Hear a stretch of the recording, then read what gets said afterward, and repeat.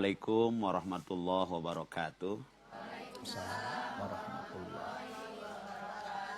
Maha suci Allah, segala puji hanyalah milik Allah. Alhamdulillah, alhamdulillah, alhamdulillah. Kembali Allah pertemukan kita dalam acara Cahaya Kolbu yang kita cintai, kita doakan. Semoga TPRI dan seluruh keluarga besarnya semakin diberkahkan Allah Subhanahu wa Ta'ala. Amin.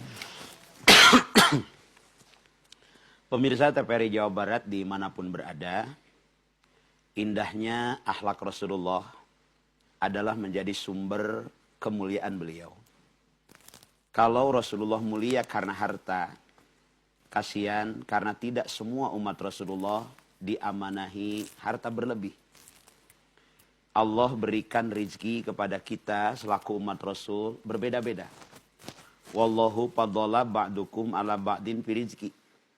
Mungkin pekerjaannya sama, bidang usahanya sama, golongannya sama, polisinya sama, TNI-nya sama, bahkan lahir dari rahim yang sama, adik dan kakak, namun jatah rezekinya tidak sama. Maka andai kemuliaan seseorang karena hartanya, andai kemuliaan Rasulullah karena hartanya, kasihan orang yang diuji dengan keterbatasan harta. Andai kemuliaan Rasulullah karena rupanya, tidak ada satu makhluk pun yang mampu menandingi keindahan wajah Rasulullah. Keindahan paras kekasih Allah Rasulullah. Namun kalau kemuliaan Rasulullah karena wajahnya, karena kerupawanannya, tidak semua umat Rasulullah dianugerahi wajah atau paras yang tampan. Ada juga yang pas-pasan, gitu ya. Baik, pemirsa TPRI Jawa Barat dimanapun berada, ternyata mulia dan indahnya akhlak Rasul adalah menjadi tolok ukur kemuliaan beliau. Bukan hartanya, bukan rupanya, bukan tahtanya, tapi akhlaknya. Dan inti dari akhlak Rasul disampaikan oleh Syekh Ja'far Al-Barjanji dalam kitab Al-Daibai. Wa kana sallallahu alaihi wasallam sadidal haya wat tawadu. Inti dari akhlak Rasulullah itu adalah sadidal haya, besar rasa malu, wat tawadu, dan rendah hati. Nah ini yang kaitannya dengan tema kita, tawadunya Rasulullah, itulah yang membuat beliau memiliki kemuliaan yang luar biasa. Kemuliaannya diakui bukan hanya oleh makhluk, tapi diakui oleh sang pencipta makhluk. Wa innaka la'ala hulukin adim, di dalam dirimu Muhammad terdapat akhlak yang sangat agung. Begitu Kang Cep. Ya, baik Pak Ustadz. Ya. Saya ingin bertanya terkait dengan apa yang tadi sudah dipaparkan oleh Pak Kiai. Ini terkait dengan sebetulnya tawadunya Rasulullah itu seperti apa? Iya. Rasulullah Shallallahu Alaihi Wasallam, beliau mulia bukan karena hartanya, beliau mulia bukan karena rupanya, bukan karena jabatan atau statusnya, beliau mulia karena akhlaknya. Dua inti akhlak Rasul adalah yang pertama, beliau itu besar rasa malu, bukan pemalu. Yang kedua, beliau itu adalah tawadu. Ternyata tawadunya Rasulullah itu, yang pertama beliau tawadu kepada dirinya. Dirinya itu, Masya Allah, luar biasa. Ketawaduan beliau dibuktikan dengan ketaatan diri. Beliau dijamin ahli surga, masuk ke surga Allah bigoiri hisab, tanpa dihitung. Bahkan orang pertama kali yang masuk surga adalah beliau. Di balik jaminan seperti itu, betapa tawadunya beliau, sehingga qiyamul lail sampai bengkak kakinya. Sujud terakhir sampai disangka meninggal oleh istrinya. Padahal sudah dijamin ahli surga. Beliau tidak mungkin berbuat dosa, karena beliau itu maksumun, dijaga oleh Allah. Wa ma yantiku anil hawa in huwa illa wahyu yuha. Yang disampaikan beliau itu dibimbing wahyu Allah. Kata-katanya menjadi hadis kauli, perkataannya menjadi hadis fi'li, diamnya beliau menjadi hadis takriri. Dijamin ampunan Allah, secara pribadi istighfarnya tidak kurang dari 70 kali dalam satu hari. Dalam matan lain tidak kurang dari 100 kali dalam satu hari. Tawadu beliau di hadapan Allah secara pribadi. Yang kedua, beliau tawadu di hadapan Allah. Bukti tawadu beliau di hadapan Allah, tidak ada satu aktivitas kecuali diawali dengan doa. Makanya semua aktivitas kita doanya ada dalam hadis Nabi. Bangun tidur ada doanya, Kang Cep. Mau tidur ada doanya. Mau makan, selesai makan. Jadi mau makan itu berdoa, bukan selfie. Kalau kita kan foto dulu gitu kan. Begitu. Makanannya dipoto dulu, baru kita nyapoto dengan makanan. Ya, doanya lupa. Gitu. Nah, mau makan ada doanya, selesai makan ada doanya. Semua aktivitas, mohon maaf, mau buang hajat aja ada doanya. Hubungan suami istri, mulai hubungannya ada doanya. Maaf, Masya Allah, tawadunya Rasulullah. Oke, Pak Ustadz, orang taros ke penonton yang di studio. Suka berdoa nggak, Bu? Insya Allah. Insya Allah. Alhamdulillah saja ya, Bu ya. Ya, jadi dengan doa ini tawadunya Rasulullah. Bahkan dalam hadis disampaikan, innallaha yuhibbul mullihina bidu'a. Allah itu cinta kepada orang yang mengulang-ulang dalam berdoa. Jadi jangan sampai didinya mah doa tadi, jangan. Walaupun doa sama, Allah suka. Ya, kita taunya hanya Robbana atina fid dunya hasanah. Itu diulang-ulang nggak masalah. Allah suka. Sebaliknya, innallaha yabghadu liman taraka du'ahu. Allah murka kepada orang yang meninggalkan berdoa. Ini para bidadari kita yang melantunkan lagu tadi ya, dan bidadaranya yang mendampingi gitu ya. Ingin suara indah, berdoa dulu. Allahumma ja'al sauti kasauti Daud alaihissalam. Ya Allah, jadikan suaraku bagaikan suaranya Nabi Daud. Allahu Akbar. Nabi Daud itu kalau berkata-kata, burung yang sedang terbang berhenti dulu. Kalau kita berkata-kata, burung yang sedang diam terbang. Takut. Kalau saya biasanya Robi Sohri Sodri Sirliam. Itu bagus. Betul. Itu contoh yang dicontohkan, doa yang dicontohkan dalam Al-Quran, agar Allah mempermudah lisan kita untuk bicara, kemudian Allah melapangkan dada kita, dan memperluas wawasan kita. Bagus sekali itu doa. Nah, jadi tawadunya Rasulullah tidak ada satu aktivitas tanpa berdoa kepada Allah. Ya. Kemudian Rasulullah tawadu di depan istri, di depan keluarga. Bagaimana tawadunya Rasulullah di depan keluarga? Masya Allah. Rasul tidak berani tidur sebelum pamitan sama istri. Suami ibu mun badai kulom sok wawartos tara. Ini sepakat gitu tara.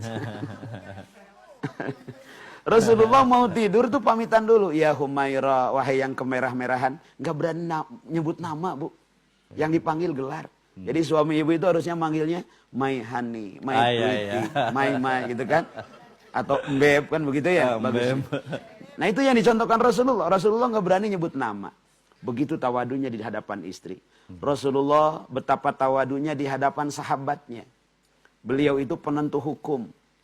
Penentu ketetapan, tapi beliau tanya dulu Abu Bakar, beliau tanya dulu Umar, beliau tanya dulu Utsman, beliau tanya dulu Ali, baru keputusan mereka kembalikan kepada Rasulullah.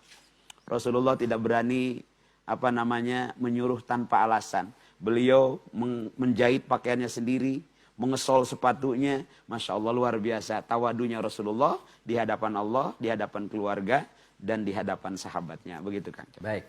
Bahasa Sundanya itu ageng karumaos. Jadi gede kaera san segede kaera. Benten. Ya, rasa malu dengan pemalu benten. Ageng karumaos sareng gede kaera oge benten. Ageng karumaos itu dia itu luar biasa, dijamin ahli surga, sholatnya luar biasa, ibadahnya luar biasa, dijamin ampunan, istighfarnya luar biasa. Nah, bagi kita sebagai umat, ageng karumaos, Allah berikan mata dengan penglihatannya. Kita tanya, mata ini dipergunakan untuk apa? Apakah dipergunakan untuk ibadah atau untuk haram jadah? Apakah digunakan untuk maksiat atau untuk taat? Nah itu kita pertanyakan. Kalau kita termasuk umat anu ageng karumaos, pasti akan menggunakan mata itu di jalan Allah. Sebelum melihat kita tanya dulu, ini membuat kita ingat kepada Allah atau membuat kita lupa kepada Allah? Karena sumber kemaksiatan itu salah satunya dari mata. Gitu ya. Ada ungkapan dulu, dari mata turun ke hati. Begitu kan? Iya. Baik. Apa yang harus dilakukan? Fattabi'uni, ikuti jejak langkahku. Apabila kita mengikuti jejak langkah Rasul, yuhbibkumullah, Allah akan cinta kepada kita. Wa yaghfir lakum dunubakum, Allah akan ampuni dosa kita. Maka Ibu tadi menanyakan bagaimana mengikuti akhlak Rasul dalam rumah tangga. Insya Allah dengan mengikutinya Allah cinta kepada kita. Dan insya Allah Allah ampuni dosa kita. Dicintai presiden saja lumayan. Jadi menteri ya. Dicintai gubernur juga lumayan. Ya. Dicintai orang kaya juga lumayan. Dicintai orang tua juga lumayan. Apalagi dicintai oleh yang punya semua itu. Dicintai oleh Allah Subhanahu wa Ta'ala. Dan mudah-mudahan Kang Cep, kita semua mendapatkan cinta Allah Subhanahu wa Ta'ala. Baik, bagaimana mengikuti akhlak Rasulullah dalam rumah tangga? Akhlak Rasul itu digambarkan oleh Aisyah kana khuluquhul Quran. Akhlak Rasulullah itu Al-Quran. Jadi Rasulullah itu Al-Quran yang berjalan. Kita tidak bisa langsung melihat bagaimana rumah tangga Rasulullah. Karena kita tidak sejaman. Kita tidak pernah menatap wajahnya. Tidak pernah mendengar suaranya. Tidak pernah mendengar suaranya, menatap wajahnya. Tak pernah kita berjumpa dengannya. Tapi dengan cinta, Kang Cep di awal sampai menangis. Tak bisa berkata-kata tatkala mendengar Rasulullah SAW. Dan itu yang terjadi tatkala para jamaah sampai di kota Madinah. Yang tadinya solawatnya Allahumma sholli ala Sayyidina Muhammad berubah menjadi Ya Nabi salam alaika Ya Rasul salam salam alaika Ya Habib salam alaika solawat. Kalau di sini biasa saja, nyampe di kota Madinah menetes air mata kita. Betul. Kenapa? Cinta kita kepada Rasulullah. Nah, kita tidak bisa langsung melihat seperti apa rumah tangga Rasulullah. Maka kalau ingin tahu seperti apa akhlak Rasulullah dalam rumah tangga, lihat Al-Quran, lihat Al-Hadis. Salah satunya yang tadi, Rasulullah sangat tawadu di hadapan keluarganya. Ada satu cerita kan. Rasulullah suatu ketika pulang dari perjalanan jauh. Kota Madinah itu panas luar biasa. Panasnya menyengat, dinginnya menusuk. Kalau musim panas, Masya Allah. Saat itu Rasulullah belum ada yang namanya AC di kendaraan. Panas luar biasa. Sampai ke rumahnya, ketawaduan Aisyah terhadap Rasul. Rasul tidak langsung ditanya, tapi disajikan dulu minuman yang enak. Panjang ceritanya Kang, kita bahas nanti. Jadi kalau misalnya A sampai Z, rasanya tidak cukup untuk 1 jam di cahaya kalbu. Betul. Ya. Kita lanjutkan kisah tadi sedikit karena bahasannya sama. Jadi setiap pulang dari perjalanan jauh, terutama saat itu lagi panas-panasnya, disajikan oleh Rasulullah itu secangkir minuman. Kalau sekarang itu teh manis. Ya. Diminum oleh Rasulullah. Tawadunya Rasulullah Kang Cep, air itu padahal haus, tidak dihabiskan. Setengah dari air itu diberikan kepada Aisyah. Mun urang pas perjalanan tebihnya punya. Dugi ka bumi sagelas teh kirang rupina. Rasulullah tidak. Dia sisakan setengah gelas. Diberikan kepada Aisyah. Aisyah juga luar biasa tawadu di hadapan Rasulullah. Dia minum air bekas Rasulullah. Mohon maaf. Bibir bekas Rasulullah itu di bibir gelas ini. Aisyah tidak berani di seberangnya. Tapi beliau minum di bibir gelas bekas bibirnya Rasulullah SAW.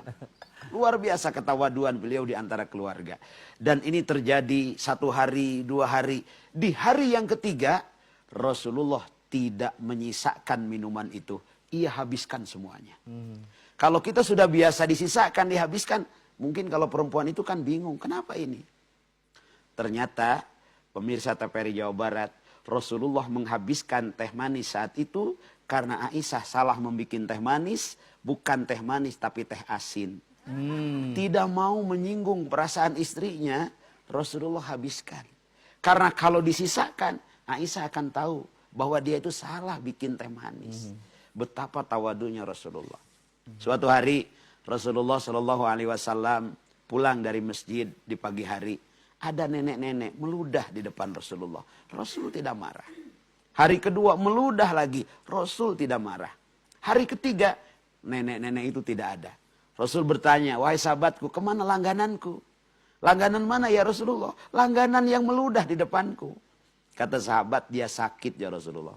Ternyata yang pertama kali menjenguk nenek-nenek yang suka meludah di depan Nabi tadi adalah Rasulullah. Rasulullah pulang dulu ke rumah. Aisyah, ada makanan apa hari ini? Bungkus, wahai istriku tersayang. Wahai Humairah, dibawa oleh Rasulullah untuk menengok nenek-nenek yang sakit tadi. Padahal nenek-nenek itu tiap hari meludah di depan Rasulullah. Temannya belum ada yang nengok. Keluarganya belum ada yang nengok. Rasulullah sudah nengok duluan. Tersentuh hati nenek-nenek itu, berungkap, mengucapkan 2 kalimat syahadat di hadapan Rasulullah. Karena rendah hati dan tawadunya Rasulullah SAW. Kalau kita kan yang suka ngeludah udah sakit begitu. Di depan kita ludahin lagi. Ini tidak.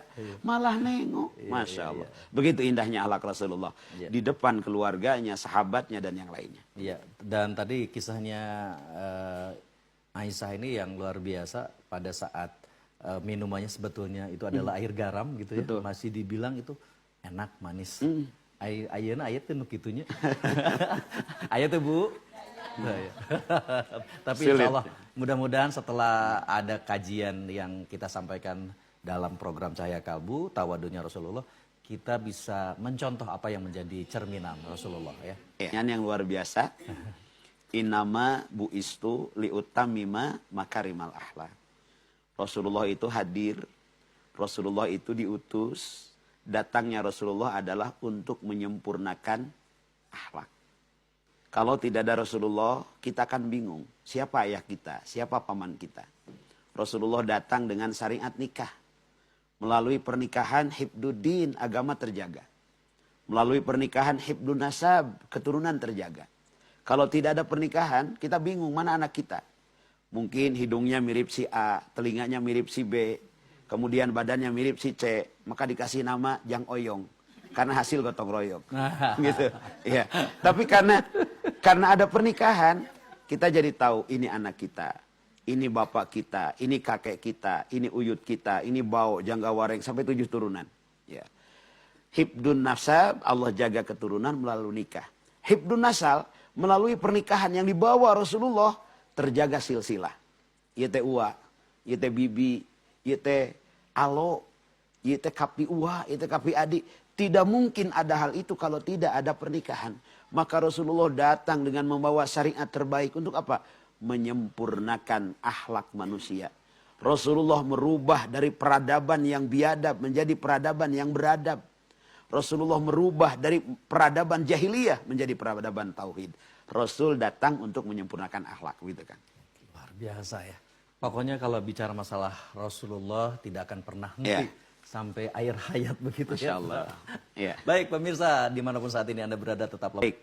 Allah menjamin siapapun yang mau mengikuti Rasulullah, Allah akan mencintai kita. Allah akan mengampuni kita. Kita manusia biasa ya Bu ya. Jelma urang majejel kuhama. Kita ini al-insan mahalul khata wa nisyan, tempat kesalahan dan kealpaan. Benar selamanya kita bukan malaikat. Salah selamanya kita bukan setan. Kita pasti pernah berbuat kesalahan karena kita manusia biasa. Nah ternyata dengan kita mengikuti Rasulullah, yang pertama Allah akan cinta kepada kita. Yang kedua Allah akan ampuni kita. Dalilnya Al-Quran berbicara, Kul in kuntum tuhibbunallah fattabi'uni yuhibbukumullah. Dan kita masih bersama-sama dengan Bapak Dr. Kiai Haji Az-Dzafar Shodiq MSI. Dan kita masih membahas terkait dengan tawadunya Rasulullah.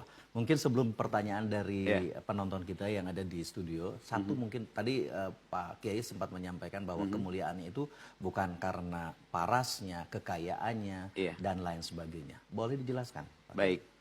Andai Rasulullah mulia karena harta, tidak setiap kita itu diamanahi harta berlebih. Allah membeda-bedakan jatah rizki bagi kita. Andai Rasulullah mulia karena rupa, kasihan yang wajahnya pas-pasan.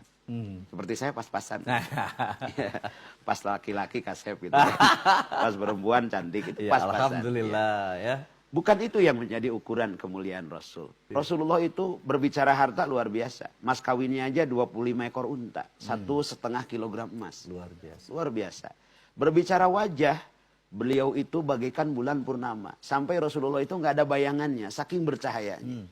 Tapi bukan itu yang membuat Rasulullah mulia. Jadi luar biasa.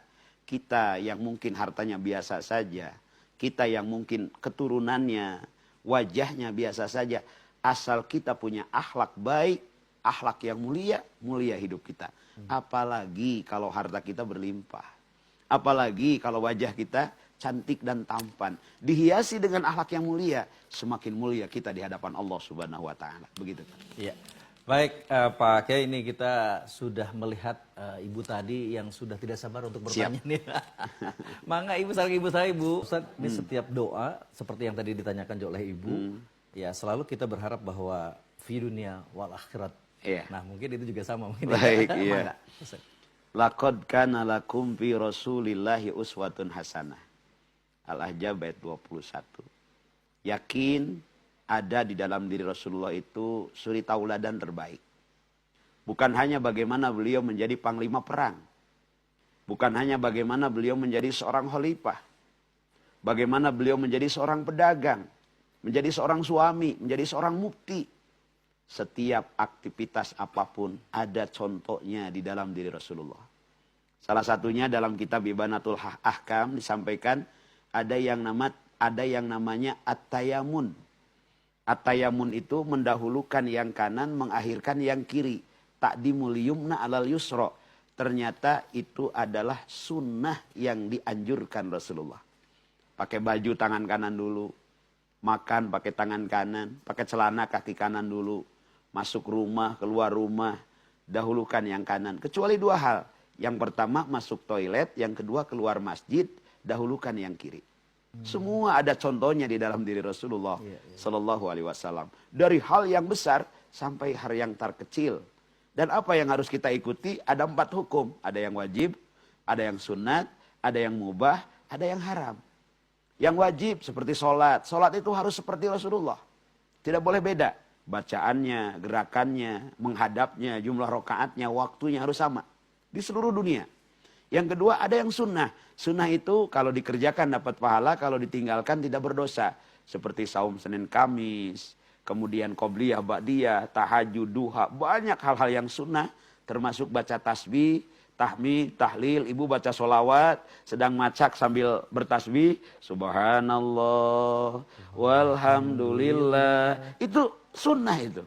Ya, kalau kita ikuti dapat pahala. Kemudian ada yang mubah. Mubah itu apa? Kultur dan budaya. Rasulullah orang Arab, pakaian Arab itu jubah, gamis. Kita orang Indonesia pakai jubah seperti saya boleh. Ini budaya Arab. Pakai baju batik juga boleh. Pakai baju seperti Kang Cep juga boleh. Yang penting nutup aurat. Itu mubah. Rasulullah dulu kesana kesini pakai unta. Sekarang pakai motor boleh. Pakai mobil boleh. Itu kultur dan budaya. Dulu ceramah nggak ada di TV. Nggak ada di radio. Ya, nggak ada pakai WhatsApp, pakai IG, nggak ada. Hari ini teknologi ada. Boleh kita mengikuti teknologi selama bermanfaat bagi kehidupan kita. Yang keempat ada yang haram mengikuti Rasul.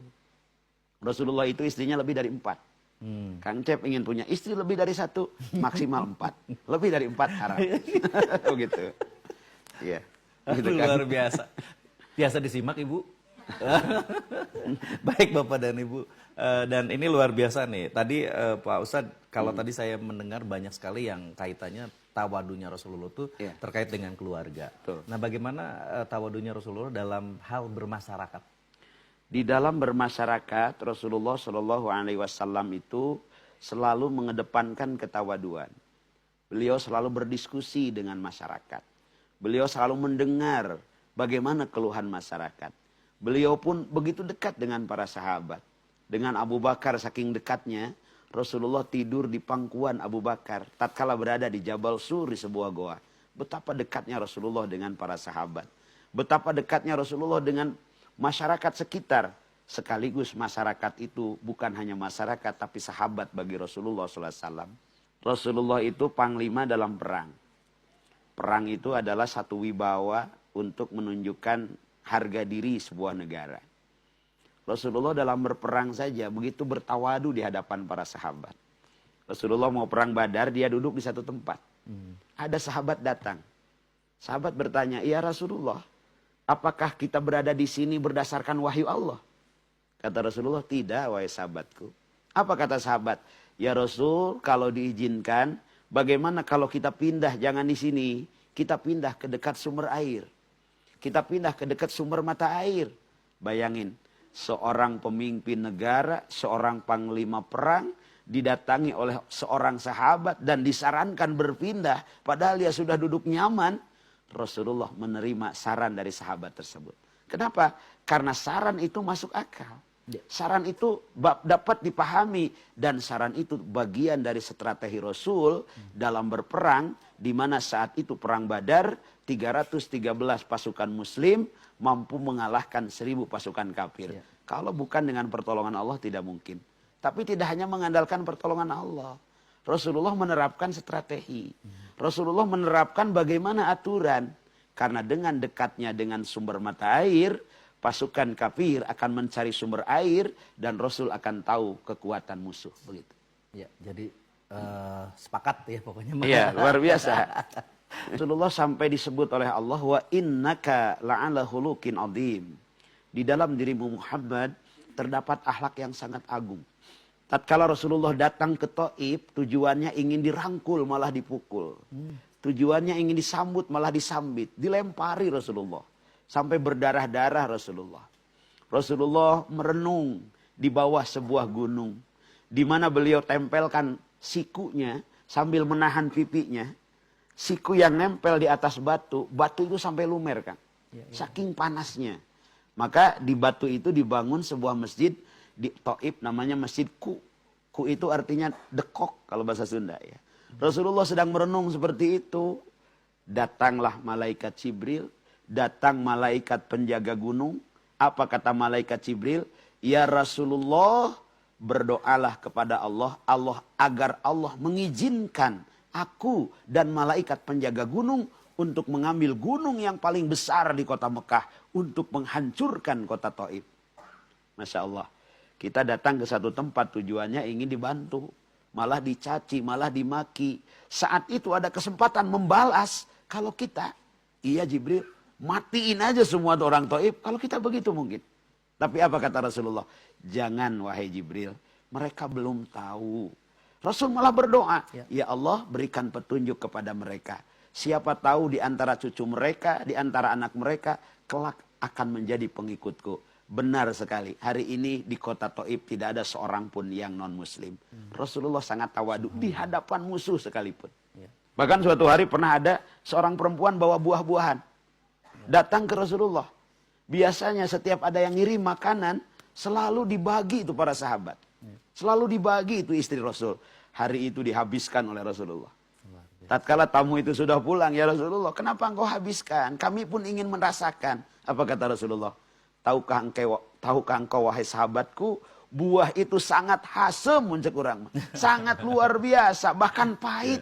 Kalau engkau memakannya, takut engkau memarahi orang tadi. Waduh Rasulullah. Tawadunya Rasulullah. Padahal perempuan itu non muslim. Luar biasa. Gitu. Baik pemirsa, tetaplah bersama kami dalam program Cahaya Kalbu. Dan tentunya bersama dengan Pak Ja'far Shadiq. Betapa mulianya akhlak Rasul sampai para sahabatnya begitu mencintai Rasulullah. Begitu dekatnya para sahabat dengan Rasulullah. Bentuk kecintaan para sahabat kepada Rasulullah, semua yang dimiliki oleh para sahabat diberikan untuk perjuangan Islam bersama Rasulullah. Dan kemuliaan akhlak Rasul terdapat dalam Al-Quran. Kana hulukuhul Quran. Akhlak Rasulullah adalah Al-Quran. Bagaimana berdagang? Lihat Al-Quran. Bagaimana menjadi seorang istri, menjadi seorang suami? Lihat Al-Quran. Semua ada dalam Al-Quran. Gitu. Luar biasa. Baik Pak Kiai, ini luar biasa yang mungkin kalau kita bicara yang Pak Kiai tadi sampaikan bahwa Rasulullah itu seperti Quran berjalan begitu ya. Betul. Allahumma sholli ala sayyidina Muhammad wa barik wa sallim. Amin ya Allah ya rabbal alamin. Ya Allah ya Rahman ya Rahim. Kami berlindung kepadamu dari bermohon. Selain hanya bermohon kepadamu ya Allah. Kami berlindung kepadamu dari berharap. Selain hanya berharap ridhamu ya Karim. Kami berlindung kepadamu dari bergantung. Selain hanya bergantung akan pertolonganmu ya Rahman. Ya Allah tolonglah kami dalam urusan rumah tangga kami. Amanahkan kepada kami kehidupan yang sakinah, mawadah, warahmah. Tanamkan di hati kami rasa cinta karenamu ya Allah. Ya Allah amanahkan kepada kami bekal untuk beribadah kepadamu. rizki yang berkah, rizki yang manfaat, rizki yang banyak, rizki yang membuat kami semakin dekat denganmu ya Rahman. Rabbana atina fid dunya hasanah wa fil akhirati hasanah wa qina adzabannar wa akhiru da'wana anil hamdulillahi rabbil alamin.